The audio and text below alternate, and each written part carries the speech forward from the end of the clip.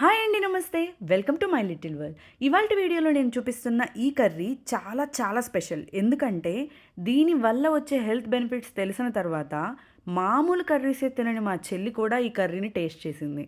మేమైతే వీటిని తమ్మకాయలు అని పిలుస్తాము. తెలంగాణలో చెమ్మకాయలు అంటారంట. కానీ ఒరిస్సాలో వీటిని చిక్కుడుకాయలు పక్కన చూసి ఏదో పిచ్చికాయలని లైట్ తీసుకున్నాను.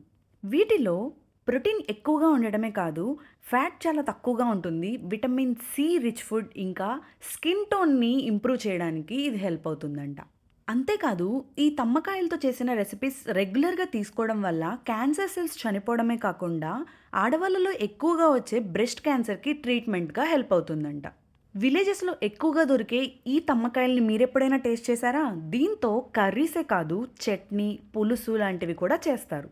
వీడియో నచ్చితే లైక్ చేయండి. తమ్మకాయలతో చేసే మరిన్ని వీడియోస్ చూడడానికి subscribe to my channel. Thanks for watching my little world. Bye.